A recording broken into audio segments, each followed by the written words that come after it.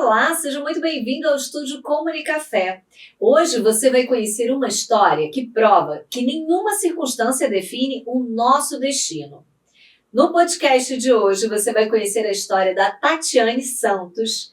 A nossa convidada, ela enfrentou grandes desafios desde a infância. Começou a trabalhar muito cedo, passou por momentos de dor, de perdas, de recomeços e contra todas as expectativas, ela se reinventou e hoje impacta muitas vidas de forma única. Como ela transformou a própria história e encontrou ali a sua missão? Isso a gente vai conhecer agora.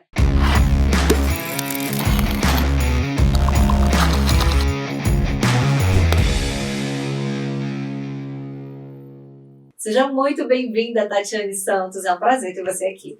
Prazer é todo meu, Camila. Prazer muito significante, né? Estar aqui no Estúdio Comunicafé e estar aqui sendo entrevistada por você, né? Tati, a sua história é impressionante. Você achou? Com certeza. Uau. Você cresceu ouvindo que não teria chance na vida, que era meio improvável, né? Sim. A gente pode dizer assim. E mesmo assim você conseguiu conquistar tudo isso. E eu tenho certeza que não foi fácil. É sobre isso que a gente vai conversar agora um pouquinho. Qual foi o momento que você decidiu que não aceitaria esse destino e que iria mudar a sua trajetória? Vamos lá. Foi através dos meus pais mesmo, né? Os meus pais têm uma história de vida bem difícil, né? Quando eles chegaram aí da Bahia, foram domésticos, pessoas negras, sem estudo, né? Tendo que comer resto de comida dos seus patrões. E eles sempre me falavam como que foi difícil e o que eles não queriam para mim. Mas a gente morava num lugar simples, né? Que era bem periferia mesmo, ali da Zona Leste de São Paulo. E a gente tinha uma população em volta que não era muito agradável, né? E ali eu olhei e vi, não é isso que eu quero para mim, não é aqui que eu quero ficar. E ali eu já tinha o quê? Os meus 11 anos, que foi quando eu comecei a trabalhar, né? Com 11 anos de idade, não por necessidade, porque graças a Deus nunca faltou nada, né? Totalmente contra a vontade do meu pai, mas para mim mesmo, né? Aquela coisa, eu queria ter o que é meu, né? Sim. Ah, mãe, me dá isso? Dou. Mãe, me dá aquilo? Dou. Mas eu sempre falei, eu tenho que começar a procurar, e eu sempre expliquei para os meus pais, né? A hora que eu falar, acabou, e eu saí bem cedo de casa mesmo para buscar o meu próprio destino, porque se eu permanecesse naquela comunidade onde eu fui criada, as coisas não teriam sido tão boas assim, né? Porque era muita bandidagem, né? Muita periferia, meu pai tinha comércio, aqueles homens queriam me namorar muito cedo, isso ia dar problema com meu pai, então eu sentia que tinha uma ameaça de vida ali para os meus pais, né? Eu como filha única, e eu via o destino das minhas amigas, né? Muito cedo, que se envolviam com esse tipo de pessoas. Sim. Como que elas estavam, e aí eu falei, bom, não é isso que eu quero para mim não. E como eu sabia que uma coisa que meus pais sempre falaram para mim, a porta, qual que é a porta? A porta é o estudo. Né? A porta ao estudo. E aí eu falei, eu tenho que estudar, né? Então eu terminei o meu ensino médio e dali foi aonde eu fui buscar o meu próprio destino, o meu próprio caminho. Fiz um caminho inverso aí na vida, mas cheguei lá. Muito bom. Você começou a trabalhar realmente muito cedo, com 11 anos de idade, como você falou. Como é que foi essa experiência para você? O que você aprendeu nesse período que você carrega até hoje? Foram vários trabalhos, vários ofícios que você foi aprendendo, né? Quais foram as experiências que te que esses trabalhos todos te trouxeram? Então, vamos lá. Com 11 anos, eu fui vender revista de cosmético nas portas, né? Com 13 anos, eu bati na porta de uma oficina de costura e fui atrás de emprego, mas não tinha nada para mim lá. Ela falou, a única coisa que tem para você fazer aqui é ser arrematadeira. Eu falei, ok, eu aceito. Fui ser arrematadeira. E de olho, né, no que as outras costureiras faziam, um dia eu perguntei para ela se ela podia me ensinar a ser costureira. Né? Aí ela falou, mas você é muito jovem, etc e tal, e até que ela topou. E ela falou, tem alguma máquina específica? Eu falei, tem, aquela que parece um carro, né? Que é a overlock. E aí, na época, ela me ensinou, né? Eu fiquei com ela mais uns 3 anos como costureira, até que ela abriu a própria confecção dela e me convidou para ser balconista, né? Na loja dela. E ali, o que eu fui aprendendo? Cada serviço, cada ofício, né? Que assim, tem que melhorar. né? Porque cada um pagava uma coisa. Ah, eu ganhava X vendendo a revistinha, eu ganhava X como arrematadeira, eu ganhava X como costureira. E como balconista, opa, você está ganhando mais, né? E agora? Aí eu saí da loja, fui ser operadora de mercado, até ingressar no serviço público, onde a minha mãe, né, um dia desempregada, chegou em casa com 3 inscrições de serviço público. Ela não entendia absolutamente nada sobre isso. E ela só falou assim, ó, eu paguei isso aqui e o cara falou que você tem que estudar e fazer uma prova, porque o emprego é seu.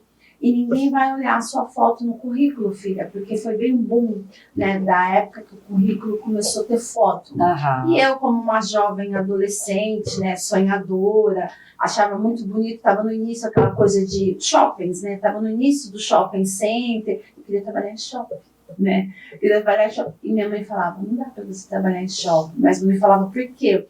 Até que um dia minha mãe sempre foi muito sincera, tipo, dá uma olhada nas mulheres que trabalham em shopping. Não tem vendedoras negras. Hoje é chique ser negra, hoje é chique, né? Ter o cabelo black, etc e tal. Hoje todo mundo quer uma mulher negra aí numa loja, né? Hoje a gente tem essa inclusão social. Mas naquela época não era difícil, né? E para você entender isso é muito difícil. Sim. Então aí eu passei nos 3 concursos e eu optei por um. Por onde eu permaneci aí por 24 anos trabalhando com aqueles jovens que me ensinaram muito. Pois é, você conseguiu passar em todos os concursos que você fez, se tornou professora e encontrou a felicidade ensinando ali, né? Ensinando história, que é a sua matéria, sim. Não é isso? A história foi a minha segunda licenciatura, eu me formei em pedagogia, né? E aí eu vi que não tinha muito campo na cidade onde eu moro, né? Porque eu me mudei para uma outra cidade que pertence a São Paulo, que é a cidade de Osasco, né?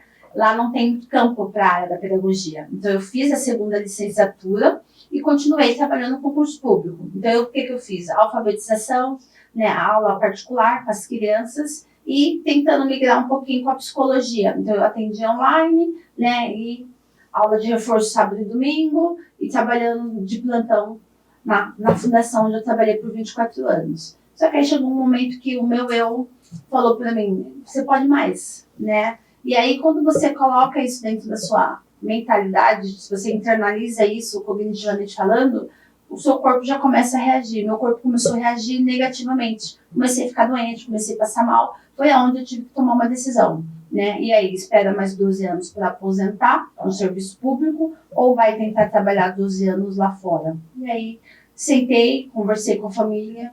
E aí, teve opiniões positivas, opiniões negativas, mas eu tive que seguir o meu eu. E o meu eu falou, vai, né? Vamos ver o que esse mundão lá fora tem. Larga o concurso público. Larguei. Aí, larguei o concurso público, fui lecionar e conciliar a psicologia. Eu já tinha algumas pós-graduações aí, né? E aí eu falei, é isso que eu quero para mim, eu amo o que eu faço, amo trabalhar com psicologia, amo, sabe, essa questão mental. E eu sempre quis que as áreas se conversassem, por isso as 2 faculdades. E tem uma coisinha que eu não te contei.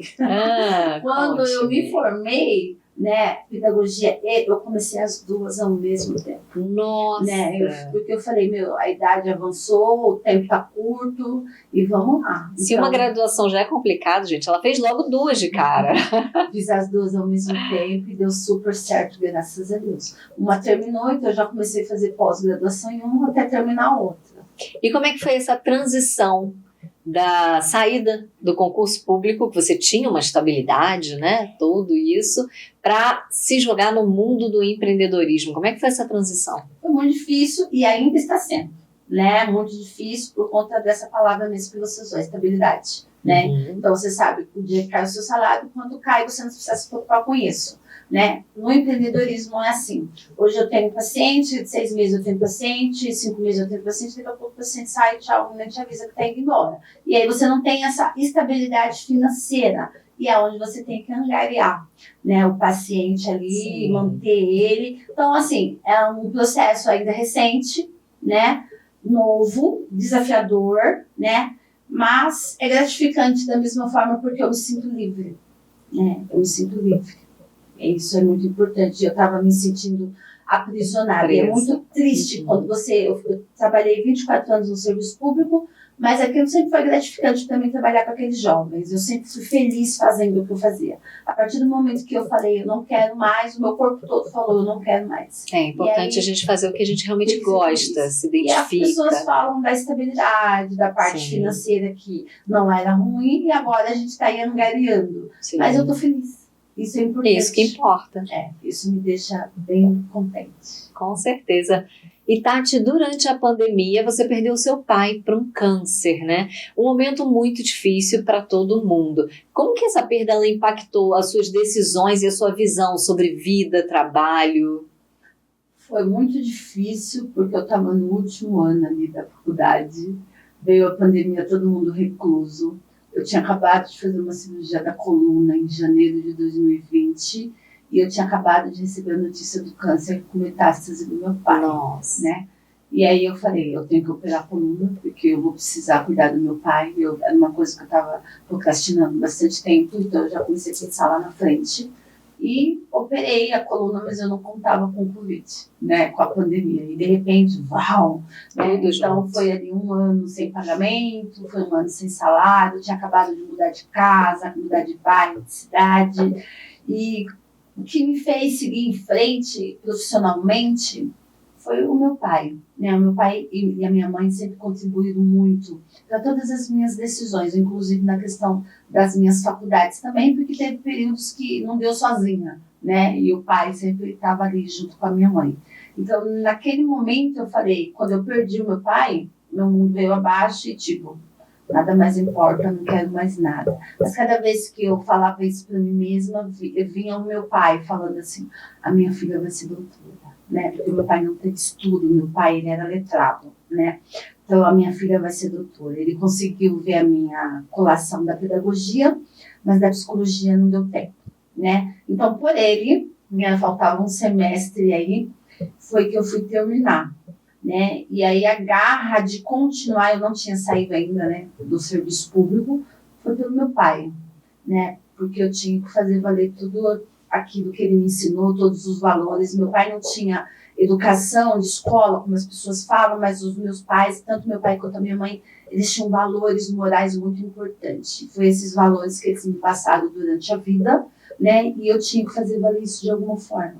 E uma das coisas é não ser covarde, sim, né? E sim, você pode, né? Por que você não pode, né?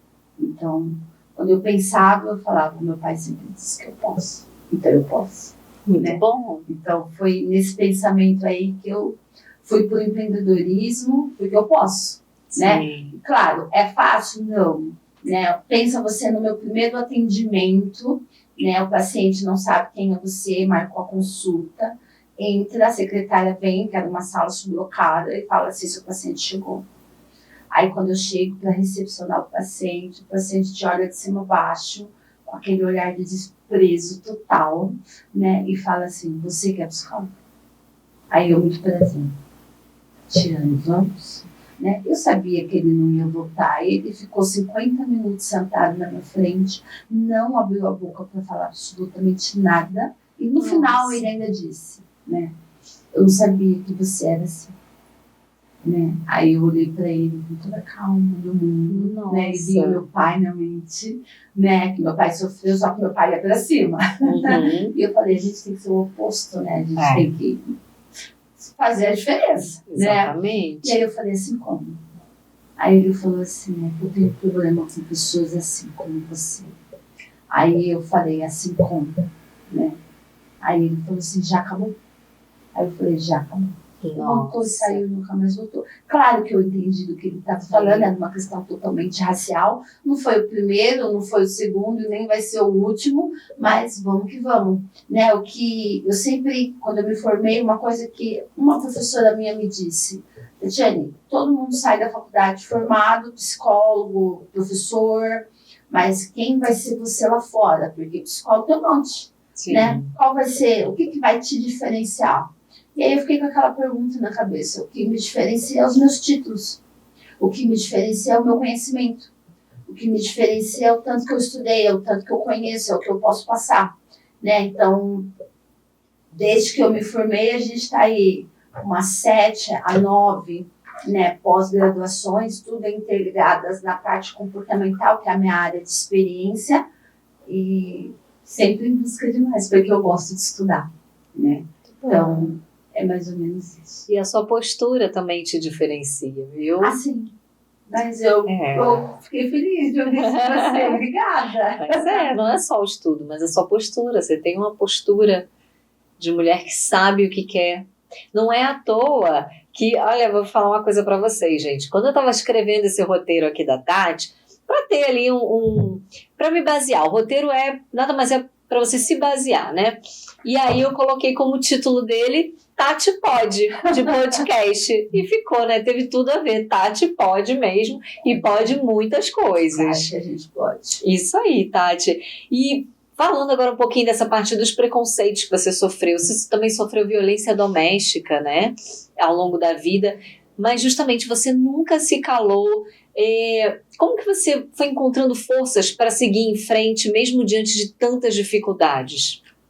Voltando um pouquinho nos valores familiares, tá? Uhum. Eu fui criada um pouco pela minha avó e depois pela minha mãe.